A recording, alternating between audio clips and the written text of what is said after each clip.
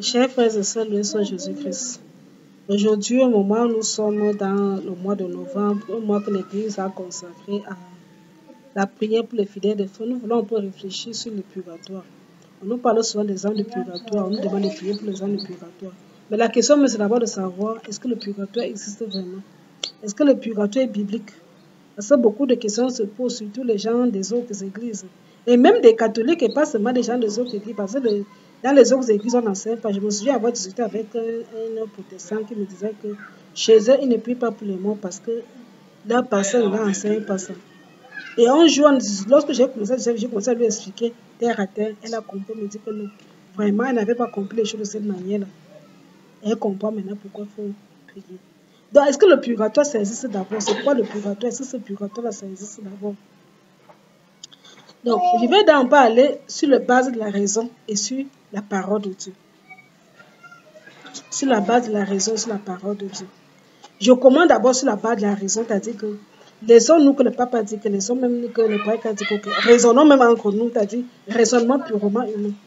Nous savons tous que quand quelqu'un meurt, les lieux définitifs, c'est le paradis et l'enfer. Hébreux 9 nous dit qu'il est réservé à un homme de mourir cette fois, après quoi vient le jugement. Nous savons donc tout ce qui existe, ce qu'on appelle le jugement particulier, qui a lieu immédiatement après ta mort. Et il y a ce qu'on appelle le jugement dernier qui aura lieu à la fin du monde, quand Jésus viendra juger les vivants et les morts et qui va séparer les boucs et les brebis. Les brebis à sa droite, destinées pour le ciel, les boucs à sa gauche, destinés pour l'enfer. Alors, dès que quelqu'un meurt, il passe au jugement dernier. C'est ce que dit le livre des Hébreux.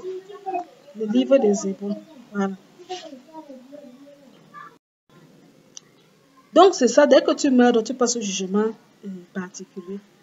Devant le juge des vivants et des morts qui est Jésus. C'est un regard et toute ta vie défie depuis le jour que tu es né jusqu'au jour de ta mort. Et en vertu de cela, toi-même tu vois ce que tu mérites. Et si tu es mort en état de grâce, alors le paradis t'est ouvert. Si tu es mort en état de péché mortel, c'est l'enfer. Alors je pose souvent la question que est-ce qu'il ne vous est jamais arrivé de rêver de voir mort dans vos rêves? Est-ce que vous n'avez jamais rêvé depuis que vous avez perdu un défunt, soit dans votre famille ou un ami, une connaissance, un collègue, je ne sais pas, un de vos parents, un grand frère, un grand-père qui est mort et qui est revenu dans les rêves, vous l'avez vu dans les rêves? N'avez-vous jamais fait un rêve où tu vois quelqu'un qui est mort, qui vient te dire de prier pour moi? Qui est Christ? Quand tu le vois dans les rêves, il est Christ. Moi, j'ai fait une soirée d'évangélisme dans pas de banane de paroisse et où j'enseignais un peu, j'avais pris un temps pour enseigner un peu les étudiants sur la question du purgatoire. Un jour, je leur parlais un peu de cette histoire-là. Un me disait que justement, que Jésus, ils ont pu que le gars ne prie pas pour le mort. Alors quand je lui ai expliqué ça, il me dit que son père est mort et il parle de son père. En fait, je lui ai dit que ce n'est pas toi qui juges.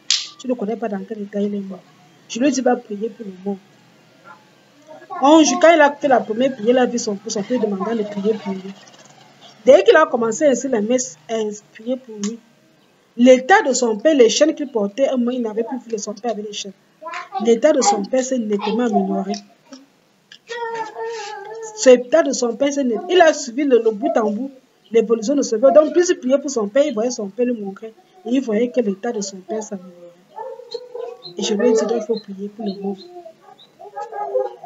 Donc, on m'a même dit qu'à un certain moment, quand le mort s'en va au ciel, il vient le voir dans les rêves, il vient lui dire au revoir, qu'il s'envole aussi. Ça, c'est encore une autre grâce. Mais en général, quand tu pries pour le mort, tu vois qu'au départ, son état change. Beaucoup de fois, nous avons rêvé de voir un mort qui vient nous dire dans les rêves que vraiment ma soeur, ma fille, prie pour moi. Alors moi, je pose la question que quand un mort vient te dire dans les rêves qu'il prie pour moi, le mort là où il peut être au paradis, impossible. Quelqu'un qui est au paradis ne peut pas te dire que prie pour moi, parce que c'est lui plutôt qui doit prier pour nous, puisque derrière ça, il doit prier pour nous.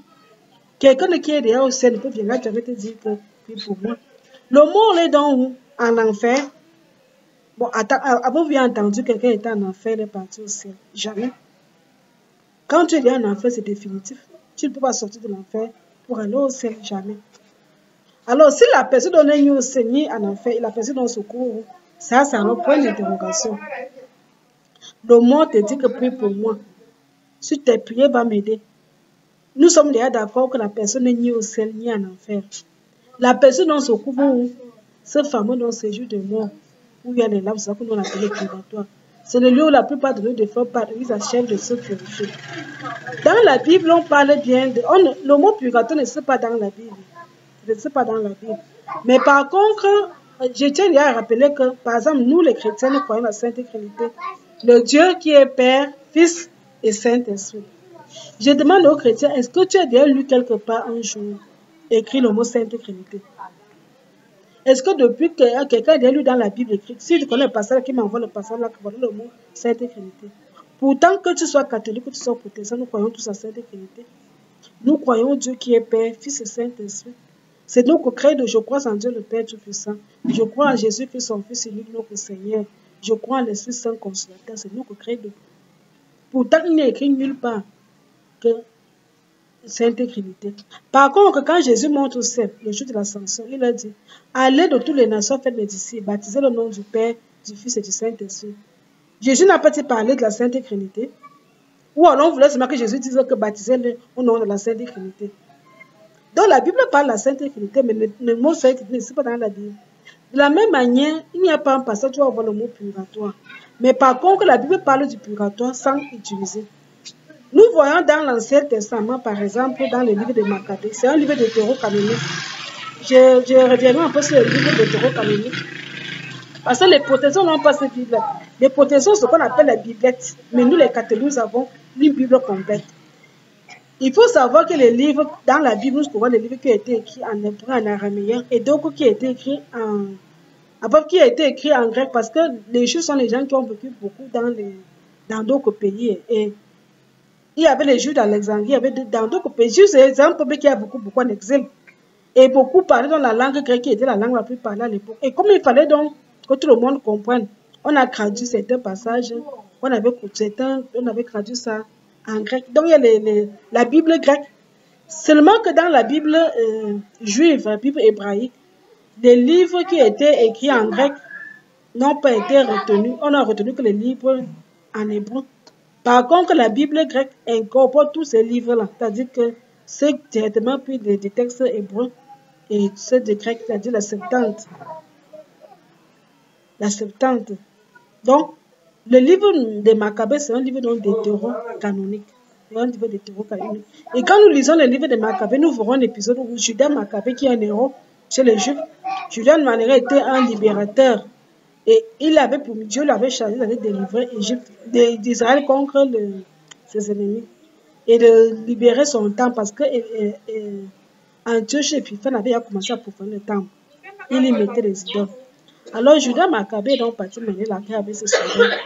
Ils ont rapporté une grande victoire. Mais il y avait eu des morts, comme dans toute guerre, il y a eu des morts aussi parmi les Israélites.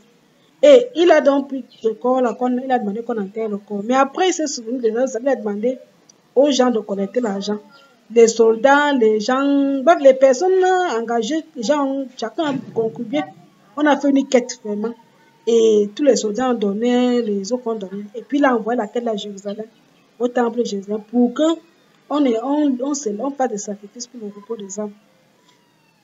De ces soldats qui étaient tombés morts au combat. La question donc on existe, c'est que si Judas Maccabée ne croyait pas que quand quelqu'un est mort pour encore faire quelque chose pour lui, pourquoi est-ce que Judas Maccabée a donc demandé à ce qu'on prie pour les morts? Ça, c'est un fait historique qui relève de l'histoire d'Israël. C'est une histoire à lire dans le livre de Maccabée, alors qu'on appelle encore le livre des martyrs d'Israël.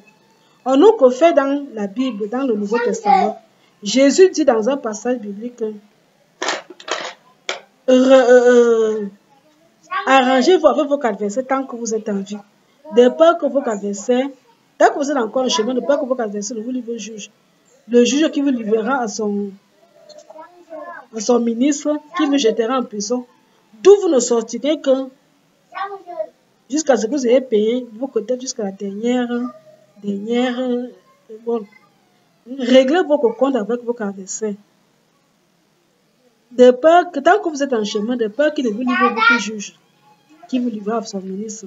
Cet Augustin, en commentant ce passage de l'évangile que nous connaissons tous, nous dit que l'adversaire dont parle Jésus ici, c'est Dieu, qui est l'ennemi irrévocable du péché. Dieu déteste le péché. Et le juge dont il parle ici, c'est Jésus-Christ qui est le juge des vivants et des morts. Le ministre qui est chargé les ministres chargés de l'exécution des décisions de justice du juge donc de Jésus, c'est Michel Arcand, parce que tous les hommes les défendent disent souvent que lorsqu'ils meurent, ils voient très généralement c'est Michel Arcand et leur ange gardien. Donc c'est Michel Arcand qui est l'exécuteur de la justice divine. Et la prison dont on parle ici, on dit que dont tu ne sortiras que quand tu auras réglé, tu auras payé ta dette jusqu'à la dernière centime. C'est le purgatoire. Ça, c'est un commentaire de Saint Augustin sur ce passage de l'Évangile. Nous avons aussi les écrits de Saint Paul dans sa lettre aux Corinthiens. Dans sa première lettre aux Corinthiens, chapitre 3, Saint Paul nous parle. Il dit que faites attention à comment vous allez bâtir. Parce que lui, il a posé les fondations, une autre personne va construire. Il dit donc, oui, chacun va récolter selon ce qu'il a semé. Moi, j'ai posé les fondations, mais vous qui venez construire, faites attention à la manière dans laquelle vous construisez. Parce que le travail de chacun sera, les mérites de chacun seront jugés au feu, comme quelqu'un qui est sauvé par le feu. Comme quelqu'un qui est sauvé par le feu. Il y a les gens qui seront sauvés une fois, c'est-à-dire qu'ils vont directement. Mais il y en a d'autres qui seront sauvés, mais comme à travers un feu. Comme quelqu'un à travers un feu. De même, dans sa lettre Saint-Jacques dans sa lettre, la lettre de Saint-Jacques, il nous parle de l'or, de la même manière que l'or est purifié par le feu à 24 carats. Une fois que l'or est purifié, il ne ressemble plus rien, il est pur. De la même manière, Dieu nous purifie à travers les épreuves. Nous devons passer par la purification dans tous les cas. Mieux ne pas entrer au ciel sans être pur. Or, qu'adviendrait-il les gens? Imagine-toi un peu que quelqu'un a demandé pardon à Dieu avant de mourir. Seigneur, je te demande pardon pour mes péchés. Peut-être qu'une fille qui a avorté, elle a su de ça. L'avortement s'est mal passé. Mais elle se rend compte de son erreur. Elle demande pardon à Dieu. Dieu lui pardonne. Puisque Dieu ne veut pas la mort du péché, mais il veut sa repentance. Elle, au moins, a demandé pardon. Elle a fait pardon, elle a pleuré elle-même les larmes. Dieu fait comment avec ton âme quand elle meurt? Étant donné que Dieu lui a pardonné. Imagine-toi qu'elle a confessé son péché. Avant de mourir, elle a fait la dernière confession, elle a reçu les derniers sacrements. Elle meurt donc là, après avoir reçu ça. Son âme va aller où? Vous comprenez, elle ne peut pas aller en enfer. Parce qu'elle est morte dans l'état de grâce. Mais elle ne peut non plus aller au ciel. Parce qu'il faut qu'elle répare les péchés qu'elle a commis. Nous qui sommes tendance à toujours croire qu'à vouloir condamner les autres, tel les grands pécheurs, ce mal en a fait, nous n'en savons rien de la miséricorde divine. Laissons à Dieu faire son travail de juger. Mais nous, notre travail, c'est de prier. Nous ne sommes pas des juges de nos frères et sœurs. Laissons Dieu faire le jugement. Nous, ce que Dieu nous demande de prier pour nos frères et sœurs. Donc le purgatoire existe bel et bien, aussi bien par nos raisons, aussi bien par l'enseignement de l'Église. Et l'Église nous enseigne que qu'il soit anathème celui qui croit qu'une fois que tu as confessé tes péchés, tu n'as plus rien à réparer. Non, c'est mon frère, tu dois réparer tes péchés. Si tu refuses de réparer tes péchés dans ce monde, soit par les gens, soit par la pénitence, le chemin de croix et tous les autres, c'est au purgatoire que tu vas aller réparer ces péchés après ta mort. Donc tu sais ce qui t'attend. Donc ce que je voulais donc partager avec vous aujourd'hui, en tout, loué soit Jésus-Christ, que Dieu vous bénisse.